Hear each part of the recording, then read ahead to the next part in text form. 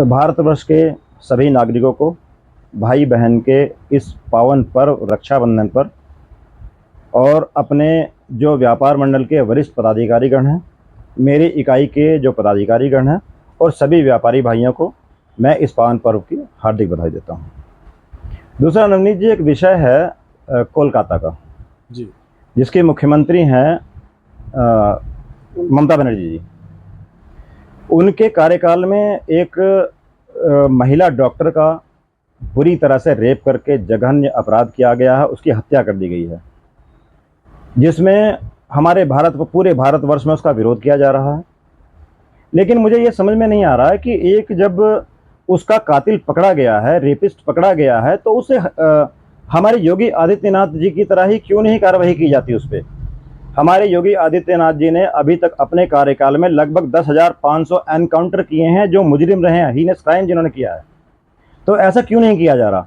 उसे पकड़ के अदालत को सौंप दिया गया है। अब उस पर डेट लगेंगी, कार्रवाई होगी, उसके बाद हो सकता है गवाह ना मिलने के कारण उसे बरी कर दिया जाए।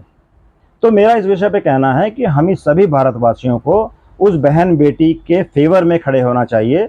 और ममता बनर्जी जो हमारी बंगाल की मुख्यमंत्री हैं, कलकत्ता की मुख्यमंत्री हैं, कलकत्ता शहर में ऐसा कांड हुआ है, तो उन्हें इस पर मुख्यमंत्री हमारे योगी आदित्यनाथ जी के तर्ज पे चलते हुए उसका तत्काल प्रभाव से उस गुनाहगार का एनकाउंटर होना चाहिए। दूसरी बात, एक बात बताना चाहता हूं मैं, हमारे पुलिस प्रशासन में भी बहुत जोश है। एक कांड हुआ था हैदराबाद में, ऐसी एक डॉक्टर महिला थी। उस डॉक्टर महिला को पेट्रोल की आवश्यकता पड़ी, उसकी स्कूटी बंद हो गई। उसमें तीन व्यक्तियों ने उसे पकड़ा, उसके साथ रेप किया, उसकी हत्या कर दी। मैं उन पुलिस प्रशासन को हार्दिक बधाई देता हूं, प्रोत्साहित करने का प्रयत्न कर रहा हूं कि जिन्होंने उन्हें तत्काल प्रभाव से उनका एनकाउंटर किया। एनकाउंटर करने के बाद हैदराबाद वासियों ने उन पर फूलों की वर्षा करके उन्हें प्रोत्साहित किया था। इसी तरह मैं चाहता हूं कि हमारा पुलिस प्रशासन कार्य करे, हमारे योगी आदित्यनाथ जी की तरह कार्य करे। और मैं चाहता हूं, ईश्वर से प्रार्थना करता हूं कि हमारे योगी आदित्यनाथ जी आने वाले समय में भारतवर्ष के प्रधानमंत्री बने और इसी तरह सारी कार्रवाई करते रहें। धन्यवाद। मैं सिर्फ छोटी सी यही बात कहना चाहता हूँ, हम लोगों से सेंस है, हम किसी जाति धर्म के खिलाफ नहीं बोलूँगा मैं, लेकिन जब तक हम एकजुट नहीं होंगे, हमारा एक संगठन होता है व्यापारियों का संगठन, एक ठेली वाले की, एक दुकानदार की छोटी सी समस्या भी होती है, हम सब एकजुट हो जाते हैं। ये भी हमारी एक बहुत बड़ी समस्या है देश की, हमारे धर्म की।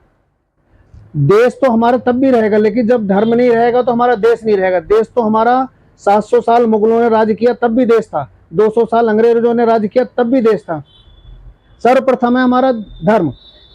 हमारा धर्म तभी बचेगा, हम 4 भाई हैं, ब्राह्मण, क्षत्रिय, वैश्य और शूद्र। मैं एक छोटी सी आपको बात बताना चाहता हूँ, हम 4 भाई मिलकर एक मकान बनाते हैं, हम एक दुकान बनाते हैं, हम एक व्यापार करते हैं। हम सबका, चारों भाइयों को उसमें पैसा लगा हुआ है। यदि उसको जरा सी भी हानि होती है, उसको कोई हानि पहुंचाता है, तो हम चारों भाई तुरंत उसका विरोध करते हैं, उसके सामने डट के खड़े हो जाते हैं।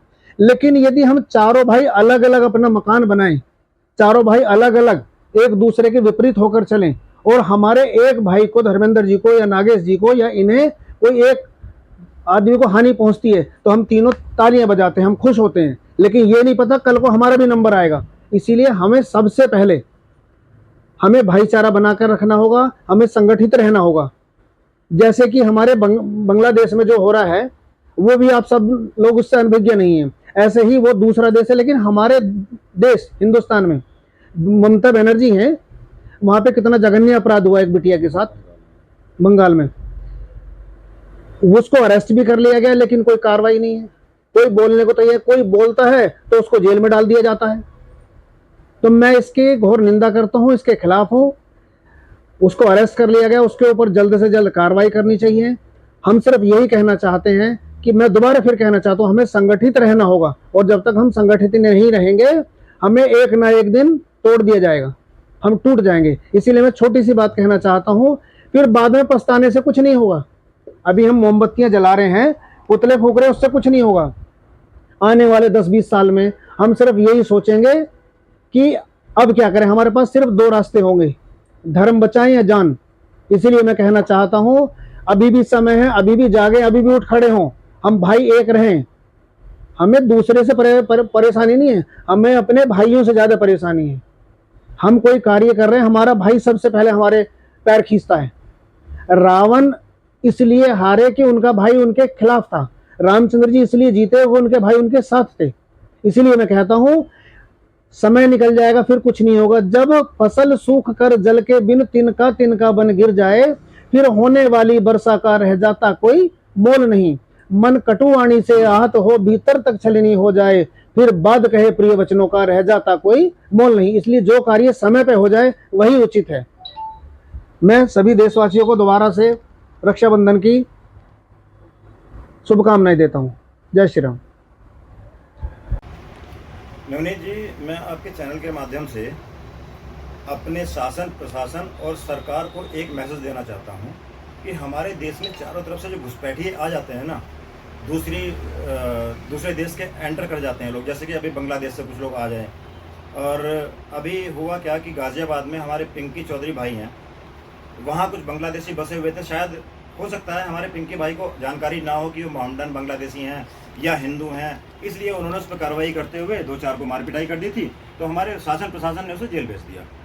अब वो न्याय प्रक्रिया है, उनके साथ क्या डिसीजन होगा। लेकिन मेरा कहने का मतलब ये है कि हम अपने सरकार को बताना चाहते हैं कि जो मोदी नगर क्षेत्र में भी झुग्गी झोपड़ियाँ हैं, उन्हें चिन्हित करने के बाद, उनके आई कार्ड देखने के बाद पुलिस प्रशासन बाकायदा अगर कोई विदेशी नागरिक हमारे देश में बसा हुआ है तो उसे बाहर निकालने का कष्ट करें, ताकि दोबारा पिंकी चौधरी जैसी कोई दोबारा घटना ना हो। अगर मान लीजिए हम लोग जाते हैं, हम लोग उनका आई कार्ड देखते हैं, पूछते हैं भाई तुम लोग कहाँ से आए हो, वो लोग नहीं बता पाते हैं, तो हम लोग पुलिस प्रशासन में जाएंगे तो हमारे खिलाफ ही कार्रवाई शुरू हो जाएगी।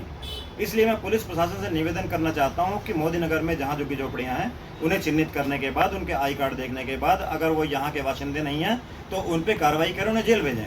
अदरवाइज जो पिंकी चौधरी ने किया वही आम पब्लिक को भी करना पड़ेगा। इसलिए मेरे संदेश पर ध्यान दिया जाए।